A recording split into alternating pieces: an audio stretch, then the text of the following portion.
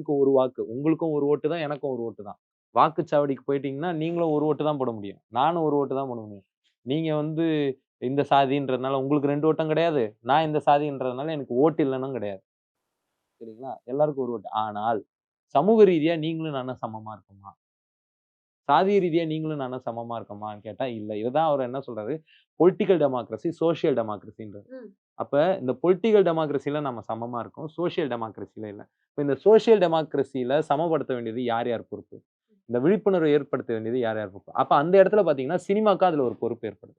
ஏன் இவங்களுக்கெல்லாம் இந்த பிரச்சனை வருதுன்னா, சினிமா வந்து ஒரு விழிப்புணர்வ ஏற்படுத்திக்கிட்டே இருக்கு. இப்ப ரஞ்சித் அவருடைய திரைப்படங்களா இருக்கட்டும், மாரி செல்வராஜின் திரைப்படங்களா இருக்கட்டும், அது மீண்டும் மீண்டும் என்ன கூறுது? மீண்டும் மீண்டும் அது கூறுவது ஒண்ணுதான். நீயும் நானும் சமம். அதுல ஏன் பதட்டம் அடையறீங்க?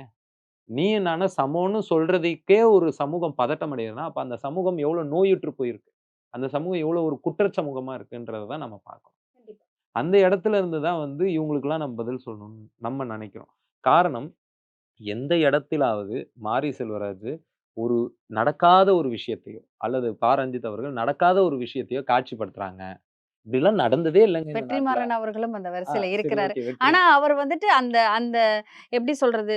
இந்த ஜாதிக்கு, அந்த ஜாதிக்குன்னு பேசல. ஆனா, அதுக்கு ரீதியான படங்கள் அவர் எடுத்திருக்கிறாரு. இப்ப இவங்கலாம் இந்த ஜாதிக்கு, அந்த ஜாதிக்குன்னு பேசல. இப்ப ஒரு இடத்துல நீங்க வந்து பைனரியா டெசிஷன் எந்த விஷயத்திலுமே எடுக்க முடியாது. ம். உங்க குடும்ப சண்டையில கூட நான் இப்ப ஒரு வழக்கறிஞர், ஒரு குடும்ப நல வழக்கறிஞர்ன்னு